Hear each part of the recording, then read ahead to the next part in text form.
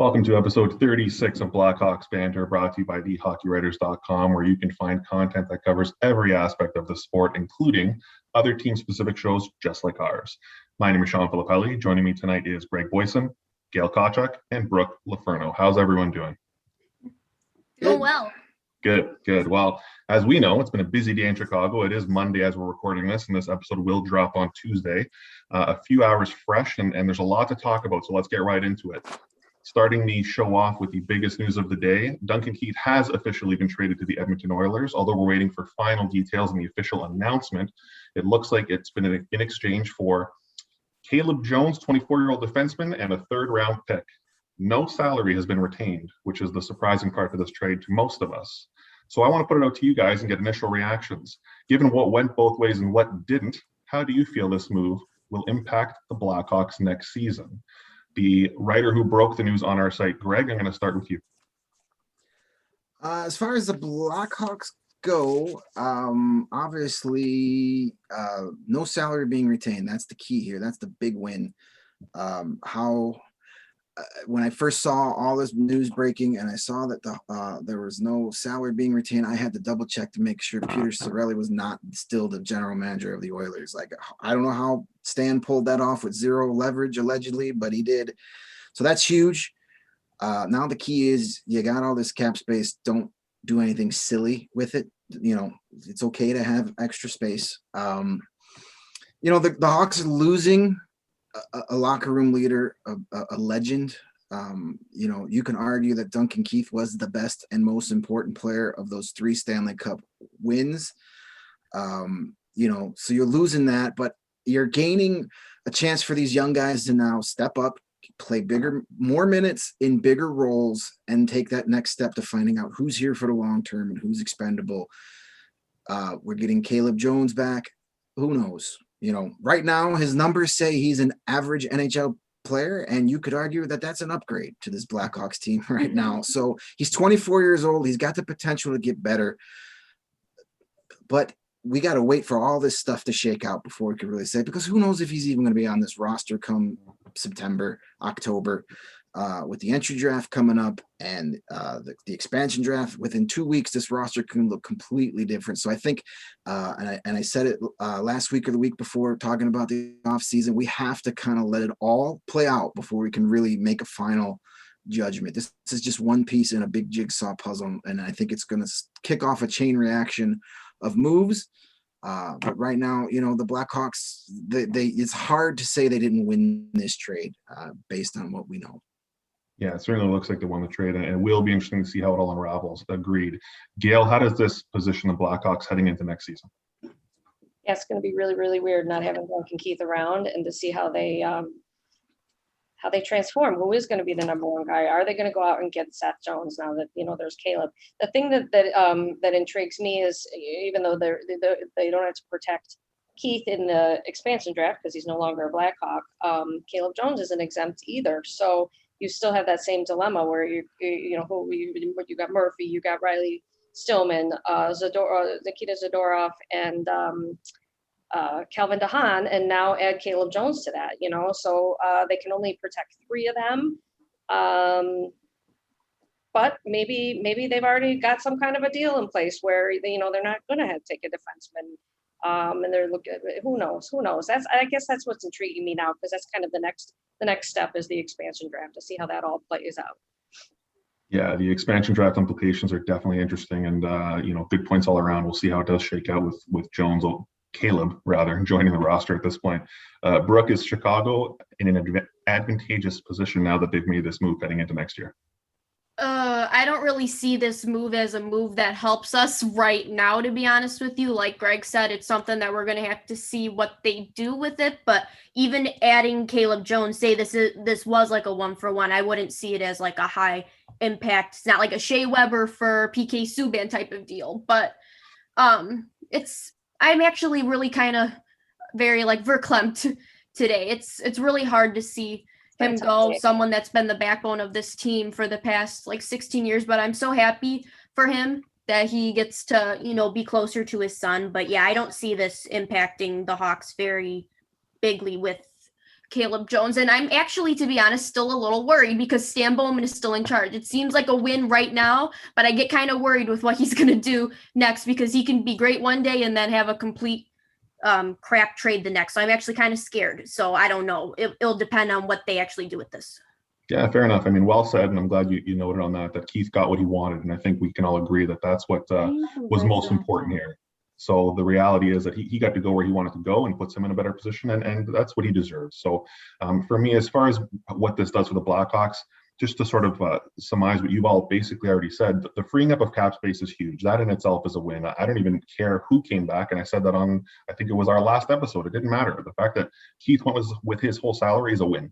So we got Jones back in return. Caleb, at this point, we'll see what he can turn into if he is or isn't exposed or protected. But Greg touched on it right away. To me, I'm most excited because now this forces their youth into positions to get into those challenging spots and have to take over those minutes. They're forced into that. And what I want to see now is more consistent pairings and less of this back and forth. I know the taxi squad was sort of a culprit for a lot of that last year. We saw Bodine go down, and at times where you kind of scratch your head and thought, well, that kind of sucks for him. But I'm hoping that doesn't have to happen as much this upcoming season because now you have someone who eats as many minutes as Keith who won't be there. So I'm hoping that these young guys actually are put in a position where they have to play. So that's the big advantage, in my opinion, is the money and the fact that the youth are going to play. Speaking of advantages, I want to flip the script a little bit here. A lot of our timelines are filling up with Oilers fans who are not very happy about this trade. And, I get it. I understand because they're looking at it on the surface, but I want to ease their tension a little bit. I want to help them realize what they're getting in Duncan Keith. So I am curious your take on how we can calm their nerves and anxieties and help them realize what they're getting with Keith's addition. Gail, what can you say to Edmonton fans to make them realize that this is okay for them right now? Yeah, I think it's going to be good for the Oilers. I think obviously they're going to be happy with Keith. I read somewhere, how did they retain all that salary and get this and that for just a hulk of Keith, and that's not the case. He might be almost 38 years old, but we all know that he's a workout king, and he's still very, very talented. He's going to be around a lot more talented people in the defensive group, and not expected to carry the weight, to carry the number one. So I think that they will utilize him how we've really been begging for the Blackhawks to utilize Duncan Keith for the past couple of seasons. And he's still got a lot left in the tank, and I think that they will be very pleasantly surprised with that. Yeah, agreed. Brooke, what's the biggest advantage that Edmonton can expect now that Keith is over in their roster? Yeah, some of the Edmonton fans were kind of pissing me off seeing how disrespectful they were being, because some were like, oh, we acquired a 75-year-old defenseman. I'm like, okay, you know what? He may be 38, but he's in better shape than most of the NHL players right now. So, and at first when I heard it was Edmonton, I was actually like, I don't think that's a bad move for them because they have a very young defense core. And for someone like Keith, who's more experienced, who's a workhorse, who's a leader, that's actually probably a good compliment to a team like Edmonton that could win now with McDavid and Draisaitl. So it actually might be a good fit for them. And like Gail said, he will be utilized correctly. He won't be their number one defenseman, but he's a very good complementary defenseman. The Hawks had a billion problems, but Keith was far off from being the problem. Yeah, the role he's given will be key. Greg, we all agree, obviously, that the Hawks won this trade, but what can you say, if anything, to reassure Edmonton on this one? Well, I understand why Edmonton fans are not happy with this. I wouldn't be either. They kind of really, Ken Holland went over the barrel on this one, and I'm still flabbergasted. To take on that much salary cap, now you have to protect Duncan Keith in the expansion draft and probably lose another one of your cheaper defensemen. I can understand why people are angry, and I can understand why Ken Holland may be avoiding TV cameras for a day or two. But that being said, as you guys have alluded to, Keith is still serviceable. Yeah, he's been a little bit of a tire fire here in Chicago the last couple of years, but that wasn't, as I wrote up in his player grade post last week, necessarily wasn't always his fault. So Dave Tippett is a veteran coach. Hopefully he can put Keith in a position to succeed much better than Jeremy Colleton has been able to these past 3 seasons. If he doesn't use him like 2014 Norris Trophy winning Duncan Keith, then you're going to have still a pretty good player. You don't have that, all world defender anymore, but in the right position, in the right usage, he can be, pretty good. And I mean, granted, he's not a winger for Connor McDavid, but you know what? You're getting a leader. You're getting a guy that won't freak out and piddle down his leg the first time something goes wrong in a postseason series, which is something the Oilers have had a problem with. The Oilers lost to this Blackhawks team with a bad Duncan Keith last year. So, and they couldn't beat the Winnipeg Jets once in the playoffs. So maybe getting some experience isn't the worst thing in the world. Yeah, I mean, you started it off strong there. No debate. Obviously, again, the Hawks clearly won this one. Just in terms of the salary that didn't have to be retained is a huge victory for this franchise. But I have to agree across the board here, what Edmonton's getting, and Edmonton fans, if any of you are listening or any of you even want to be looking at anything online at this point, you have to realize the work ethic that comes along with Duncan Keith. Not just is he, the most fit, one of the most fit in the league, but there's a reason for that. It's because he puts in the work, and he continues to, even at 38 years old. So that could work wonders, as has already been alluded to in this chat here, that you have a team that's underperforming, underachieving with the best player in the world. There's something wrong. There's something missing. Maybe the type of presence that Keith brings is what's missing. So hang on a little bit. I understand the financials, don't work to your advantage right now, and you're not happy about that, but you don't know what you're getting at. You don't know how he'll be utilized. So let it play out and see what Keith can really bring, because it might be a little more than you're expecting. While it wouldn't be a proper show after the Stanley Cup final without bringing up what we did witness within that Stanley Cup final. And despite the Montreal Canadiens battling back to avoid being swept by the Tampa Bay Lightning, they did reign victorious, the Lightning did, and won the series 4-1, capturing back-to-back Stanley Cups in 2020 and 2021. They honestly made it look rather easy too. Now, regardless of your feelings towards either fan base, and we've spoken about this in previous shows about who we thought was going to do what, I'm curious what your take is, because some of the online chatter would suggest that it was kind of a boring or a lame final and it wasn't worthy of what it should have been. Brooke, did this Stanley Cup final meet up to your standards as a fan of the game? I mean, you kind of wish it could have been longer in a way, but I mean, I think overall, yes, because in the sense, I think Tampa probably could have repeated even in a regular 82 game season. It did seem lopsided, but the better team did prevail in that sense. And I think a lot of people figured that would be the case, but overall, yes. I mean, the playoffs in general had a lot of fun surprises with the Canadiens and the Islanders and the Jets. And overall, it was kind of a surprising final, which is what I think kind of made it more special. But like I said, not really surprising, because Tampa, like I said, was in a good position to repeat anyways. So yeah, it was. Yeah, fair enough. Well said. Greg, were you entertained in this final, or were you ready for it to be over? Nah. That's kind of my whole feeling. I mean, successful final, if you're a fan of the Lightning, absolutely you're excited. But as somebody who wasn't a fan of either team going in, I wanted more. I thought it would get more. I thought the Canadiens would put up more of a fight in this series. I mean, some of those games were close, but overall, it was never, after that first game, it really was never in doubt for Tampa Bay. At least I didn't think so. You just kind of knew that, every time the Canadiens seemed to do something, Tampa had a quick answer, and then their momentum was snuffed out. And it was just like, as a casual, not a casual observer, but as a non-biased observer, it was just kind of like, okay, I want more. I wanted some more drama. There wasn't enough drama for me. But it's probably, on paper, it's probably exactly how it should have played out. Well, Tampa apparently saved the drama for their post-win celebrations. So, Gail, were you entertained throughout the series, or are you more entertained now that it's done? Okay, so if the Canadiens hadn't have gotten in, it would have been the Vegas Golden Knights against the Lightning. Am I right? So would that have been more exciting? Yeah, probably, because probably there would have been more offense. There would have been more goals. Everybody loves that, right? But in my mind, I think that, the Canadiens deserve to be there. They earned that. They beat 3 other really good teams to get there. And let's face it, there's something to be said for shutting people down and for that defense that they play. it wasn't as exciting, but it was a brand of hockey that is important. And I feel it's cool that they were able to be there, and there's something to be said. Blackhawks could learn a thing or two about shutting down their opponent and having a really awesome defense like that. And then while we're at it, you got your youngsters that really kind of came out in Cole Caulfield and Nick Suzuki with the Habs. It was really cool to see them. They were integral members of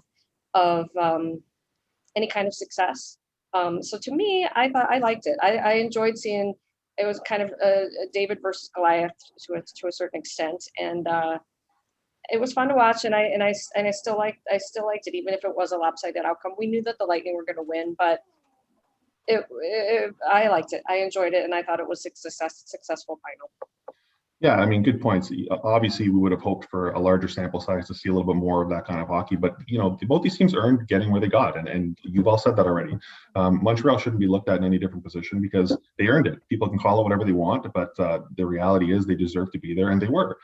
We can say whatever we want about these teams on paper, but the games are supposed to be played, and they were. And there's going to be a team that's expected to win. And more often than not, that team will reign victorious. And that's just what happened here.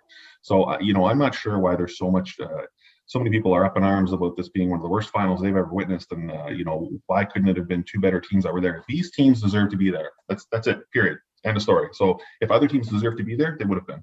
So these were the two teams that ended up being where they were. Tampa, unfortunately, for Montreal's sake, was just a more dominant squad and took over. So that just is what it is. So for me, I don't really think there's a reason to be upset that this wasn't a worthy final, because the teams that worked the hardest to get in this position were there. So to me, I'm not mad at all. It worked out exactly as it needed to. Obviously, Montreal is not as happy with the results, but they deserve to be there just as much as Tampa did. And speaking of Tampa and speaking of back-to-backs, I'm curious if Lightning can strike again. Obviously, they've joining an elite group of teams winning in 2020 and 2021. Not many have won back-to-back, including our beloved Blackhawks, who we know were a dynasty through the 2010s, but never actually won back-to-back. They won 3 in 6 years, as we know. But I'm curious what your take is on the dominance that the Lightning are currently showing. Obviously they've had 2 unique seasons that they've won this in, and I'm not suggesting that there should be any asterisk beside what they've done, because they've earned both of these championships. But the reality is they were shortened seasons. They were kind of unique in their own regard. So, outside of capturing a third cup, or third in a row for that matter, I want to know what more you think this Tampa team would need to do or exceed what this team needs to do to reach or exceed the dynasty status that the Blackhawks reached last decade, or have they already? Greg? I think you can call them a dynasty. They're for sure the model, they're the measuring stick of organizations in the NHL right now. They made it to the Cup final in 2015, lost to the Blackhawks. They were the President Trophy winning team in 2019, and they got swept by the Blue Jackets in that huge upset, but they haven't lost a playoff series since. So they learned from those lessons. So they've been the best team in the NHL for 3 years in a row. Had a trip up, learned their lesson. I've seen a lot out there. A lot of people bring up the shortened seasons. It doesn't matter. Not shortened playoffs. You still had to win 16 playoff games. And I think doing that in the bubble last year, spending 2 months away from your families, no contact from the outside world, is even tougher than doing it this season with the travel and all that stuff. That's my opinion. You hear people complain about the salary cap loopholes. Listen, if you own a 2015 Chicago Blackhawks championship t-shirt, you can't say squat about what the Lightning did this year, because the Blackhawks did the same thing when Patrick Kane got hurt. So enough of that. They're the best team in the league. It'll be interesting to see what happens next year, because they're going to have to make some changes with the salary cap. But as I said, they're the measuring stick, and it's also because of their player development. Their AHL Syracuse Crunch are constantly one of the best teams in that league. They always have young guys to bring in. So when they have these salary cap crunches, you bring up an Eric Cernak, an Anthony Cirelli, a Braden Point. These guys are coming up from your own system. That's something the Blackhawks never really had, except for that first wave of prospects.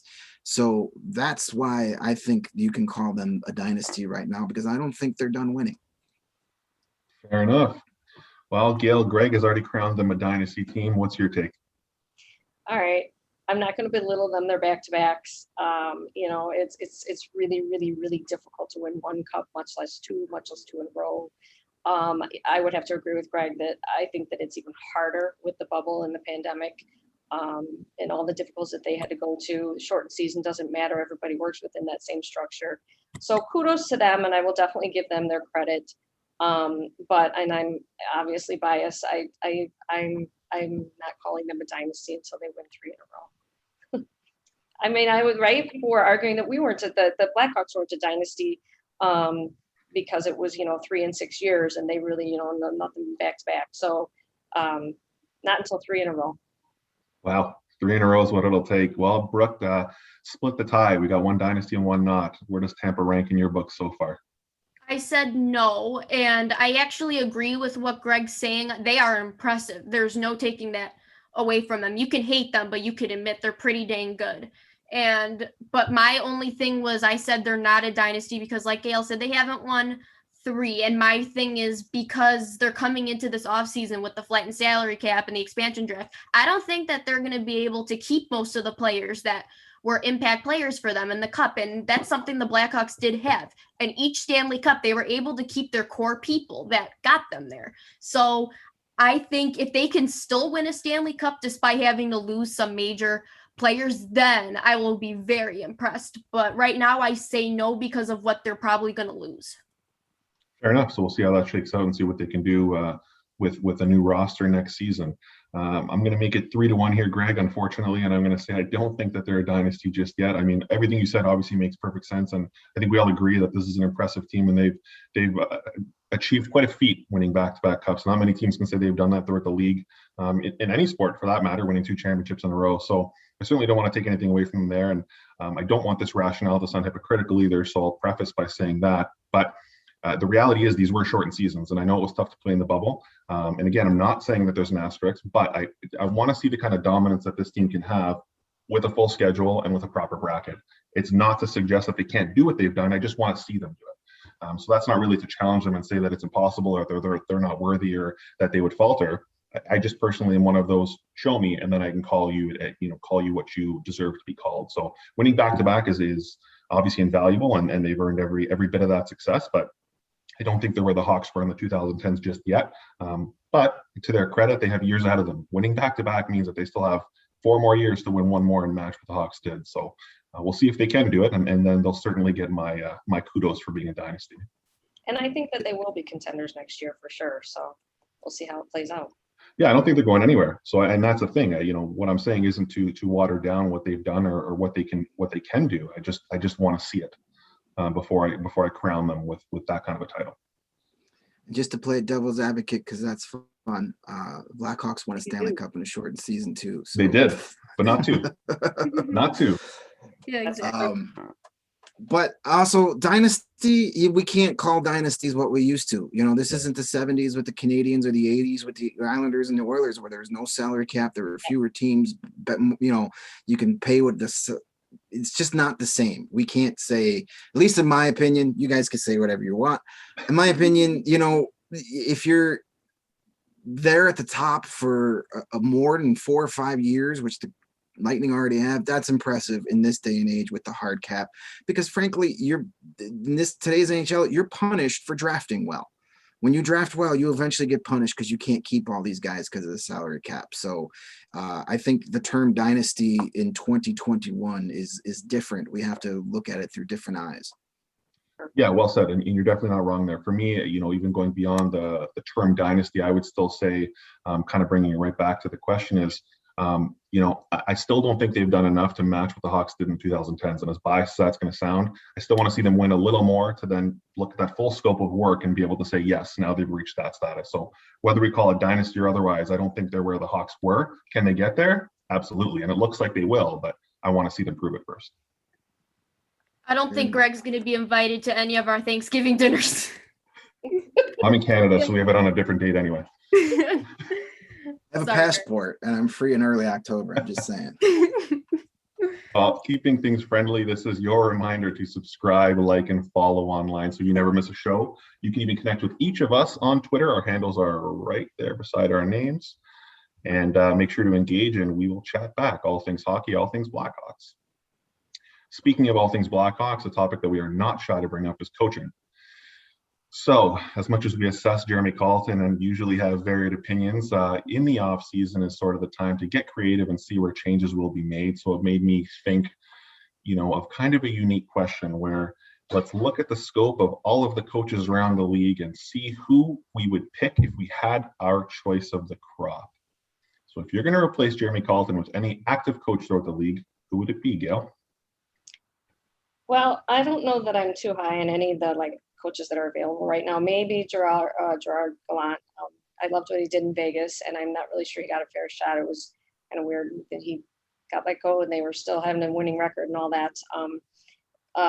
But if I would go with any current coach, and not just the ones that are available, I would definitely. I'm a big fan of Carolina Hurricanes, Rod Brind'Amour. Probably not saying it right. I love that guy, love his passion. I think he's doing a great job down there in the Carolina. He might have some stars and some big names, Sebastian Aho and our friend Timo Teravainen, who used to be a Blackhawk, Dougie Hamilton, who we want to be a Blackhawk. Well, I do. Some of you guys don't. But, not everybody's a star. And there's a lot of young players, they're really young defensive core. So I like what he's doing. And I also think that if you take the team that the Blackhawks are, a young team and a rebuilding team, that he would do a good job with that. Yeah, it's a great pick. I mean, we talk about work ethic with Keith, and Brind'Amour is just the epitome of work ethic. Brooke, who's coming in and taking over for Colleton if it was up to you? I love Brind'Amour. That was a good choice. He's definitely high on my list, but you guys might disagree with me here, but I've always been on the John Tortorella train. I think someone like him, I know he can be kind of brass and harsh, but I sometimes think that's what the Blackhawks need. I feel like this team has been kind of so babied the past few years, and everyone's scared to criticize anyone, and there's no push there. It'd be nice and refreshing to have some honesty and truth. Robin Leonard kind of gave that to us as a player, but I think that attitude is what really Chicago is drawn to. So I actually think he would thrive in a place like this. So and I know Kane said that's one of his favorite coaches, so you never know. But yeah, I'm on the Tortorella train. It's not a bad pick either. And honestly, if we're going to struggle through a bit of a rebuild with time ahead of us, having that kind of entertainment wouldn't be a bad thing. Yeah. Greg, who you bringing in? We know that you want Colleton out, so who's replacing him? Anybody. I'll give you to me, this is easy. Barry Trotz. I love Barry Trotz. His teams, no matter where he's been throughout his long career, have always been hard to play against. And the Blackhawks under Jeremy Colleton are the exact opposite of hard to play against. All those years in Nashville, when he had success, he never really had a superstar. Look at the Islanders the last 2 years. He's taken them to the conference final in each of the last 2 seasons. Who's their superstar? They don't have a superstar. They got some nice play. They got some good players. They don't have an elite player. They got there because they play team defense. They're difficult to play against, and they make you play all 200 feet of the ice for all 60 minutes. The Blackhawks don't do that at all. And then when he did have when he did have a roster full of elite players, what did he do? He won a Stanley Cup. He's the best coach in the league, bar none. That's the guy I'd want here, because maybe these guys would actually start fighting for some ice and not just standing, letting guys tee off and shoot all night. So Barry Trotz is my guy. Do whatever it takes to get him here. Trade Caleb Jones. Let's get him. Love that too. Another great pick. We got three all-stars up here, and I'm going to change it up and get a fourth that's different across the board. And recency bias aside, I'm saying John Cooper. And I know, unlike what Greg mentioned with Trotz not having as many superstars on his lineup to work with, obviously Tampa does. We know that. We've seen that over the past few years. But the reality is there's just something about John Cooper's demeanor and something about how well he seems to control his roster and control the emotion and leverage that talent. And, Greg had mentioned their AHL affiliate and what they can get out of these players. Well, they still need proper leadership to be able to get that out of these players. So what he's been able to do with this squad and really look to the talent and look to the roles and get the best out of each position based on what they're there for has been impressive. It's one thing to have big names, but it's another thing to see them do something with it. And I can speak from experience being a Toronto Maple Leaf fan that we've got a lot of big names up here in the city, but they're not doing much. So seeing John Cooper get the best out of that squad is impressive. And I'd love to see what the best out of this Blackhawks squad could be, because even though most of them are young and they're still developing and we have a lot of prospects that are working their way up, I want to see what that peak can be. So I think Cooper could do that. But at the same time, I mean, we've got 4 solid picks across the board. So if anyone wants to pick up that call and get any of them over here, I think we'd all be okay with that. Please. Please. Speaking of off-season hypotheticals, I put out a question to you folks in our preview post that was 4 different lineups, and I made you pick one based on being a must-win situation. You have one starting lineup to go with. You have to pick that roster for the entire game. To be honest, I thought there'd be a little bit more of a varied response here, but 3 of us all agreed and one didn't. So I'm going to start there. Brooke, you were the only one who went with option A: Hinostroza, Camp, Kane, DeHaan, Boqvist, and Soderblom. Why'd you go with that lineup? Shaun, I hate when you do this to us because you give us 4 options of players that it's like, oh, that's perfect if only so-and-so was on that line instead. Oh, it's so frustrating, but I like it. Anyways, I picked that because honestly, in a must-win situation, I can't not go with Kane in any situation. I don't care who he's with. I just, that to me, I can't do a must-win without Kane. And honestly, I guess Camp, I'm not always the biggest fan of him, but he can win a face-off for Kane to, win or to get the puck to him. And Vinny kind of plays the same way. He can dig in the corners and get Kane the puck too. So in any way, I think they could contribute. But yeah, like I said, I can't pass up Kane in any situation, in any lineup. Yeah, it's not bad justification. I mean, how can you go against Kane, right? Greg, obviously, again, the 3 of us went with option B of Kubalik, Kurashev, DeBrincat, Stillman, Murphy, and Delia. What attracted you most about that lineup versus the rest? That 5 guys is the best defensive line that you came up with. They play the best defense. DeBrincat is very underrated defensively. He showed last year, in the last 2 seasons, he's getting better. Plus, then you also have the offense that Kubalik and DeBrincat bring in. Murphy's the best all-around defenseman the Blackhawks have right now, and he's a good pairing for a guy like Stillman that wants to go around and hit people. Delia is not my number 1 goaltender of choice, but when you're playing defense in front of him, he doesn't have to be elite to win. So that's why. You know me, defense first. Yeah, not surprising. A good rationale all around. Gail, I'll flip the question a little bit. Obviously, you went with B as well, but what I'm curious about is what do you think the other lineups were lacking to not attract you over to them? What do I think the other lines were lacking? Correct. Okay, yeah, and I actually did go through Brooke, I actually really kind of love that line of Hinostroza, Camp, and Kane, although Camp probably shouldn't be he's not the same caliber to play with Kane. Mm-hmm. Everything that Greg said about option B, basically he just took all my answers. So I might change the tables. You usually do that to me. Yeah. Okay. Option C, Option C had Hagel, Tays, and Connolly, and that actually could be kind of a nice line. I think that would be a solid grouping. I thought that was going to get one of you, to be honest. Well, and the reason that I went against that is because you had Bodine and Mitchell as the defensive guys, and that just scared me a little bit to have those 2 guys together. There's not enough balance there. And then, obviously I would probably have gone with Lincoln and as my defenseman, and Kurashev is a little bit of a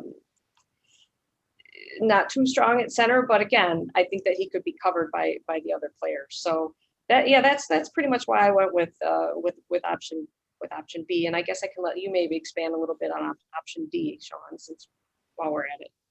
Well, I'm certainly, I'm not going to debate either Greg or Gail on why you went B, because clearly so did I. So let me touch on that for a sec here. I went with B, similar to what Greg said, but for me, it was more about balance throughout the line. To me, you have scoring threats, you have defensive stability, and you have a goalie who's been there. That just it covered all the bases for me, so it was an easy decision. I never liked going against Kane either. As Brooke said, how can you? He is my favorite Blackhawk for a reason, but the balance wasn't there in that lineup in my eyes. As far as D is concerned, I actually thought that was a fun one, Gail. You asked about that one. Suter and Doc coming back, and obviously Keith is no longer around, so maybe it makes sense that none of us went with D, and there was a foreshadow of things to come, because as we air this episode, he's no longer with the Blackhawks anyway. True. Speaking it's a sad foreshadow. Yeah, no kidding. But we'll go to happier times, because as a final topic for this episode, it felt all too fitting to shine the spotlight back on Keith for all the right reasons. For all he did for this franchise over a 16-year tenure with the Blackhawks. I just want to go around the table here and a quick memory you can share that you feel embodies what Keith meant to Chicago. Greg? I mean, the easy choice for me is Game 5 of the Western Conference Finals in 2010 against the San Jose Sharks. Dude loses 7 teeth and a couple of them stuck in his throat, and he missed 7 minutes of game time and was back out there. That's Duncan Keith in a nutshell right there. Knock me down, I'm getting back up, and I'm going to excel. So that embodied his whole tenure here to me. Yeah, great answer. Gail? Well, and then just to expand on that a little bit, it was appropriate that on your way, a couple years, 5 or whatever years later, he's the one that scores the 2-0 goal to win the game in 2015 against the Lightning. But I just want to bring up, and this is a quote, if you recall the 2013 Stanley Cup parade, when everybody's all cheering and everything. And I forget what had just happened. It might have been Crawford saying, effing right, Chicago. And nobody's really listening anymore. And Keith's standing there at the podium. And you could tell that he has something to say, right? And so finally the crowd, quiets down a little bit. And he's got his quote. I don't know where the hell he got it, but better to live one day as a lion than 1,000 years as a lamb. Live today with me, my teammates, as lions. And I thought that was pretty cool quote, and kind of embodied Keith. And, he's like this sentimental, really passionate guy. Yeah, definitely fun to see some personality come out of him. And that's a great quote, a great memory. Brooke? I have 2. One was 2015 against Nashville. I think he had 2 goals in that series. And that to me, it was like, okay, this train does not go without him in that Stanley Cup. And the fact that he was a Conn Smythe that year too, I mean, that just represented all of him. But then something I was thinking of, what I thought last season was the perfect embodiment of what kind of player he is. He was playing in a role that's not really fit for him, and he's logging all these minutes, and he's on a team that's not very good, and he never once complained. And he had every right to, and he never did. He just stood with it, and he kept going with it. And like I said, just workhorse leader that can't really be replicated. It's hard to find that in this league, and that was him. He is Chicago tough for sure. Yeah, that's a great point. Yeah. Great point. I mean, as we said, he showed up and always did what he was asked, and then did the best he could. So that definitely embodies Keith. And it's cool that we've touched on all those cup runs, and I'm just going to expand on, Brooke, your last one in 2015. For me, that first series, specifically against Nashville, hit every point for what Keith has been for this franchise for 16 years. 7 points in 6 games, logged over 32 minutes a night. A lot of overtime in that series, but the point is he's still out there playing those games. Some games he was playing upwards of 40 minutes a night. That to me is what embodies Keith, the fact that he's out there doing that, ready to go, making an impact. So not just was he out there, he was producing, he was performing, he was getting it done. And that to me, the reliability, the productivity, the effectiveness, that's Duncan Keith. Mm-hmm. Well, folks, that'll do it for episode 36 of Blackhawks Banter. Thank you to Greg, Gail, Brooke for joining me, and a special shout out from all of us to Duncan Keith as we wish him well in Edmonton. We appreciate you joining us, and we will see you next week. Take care.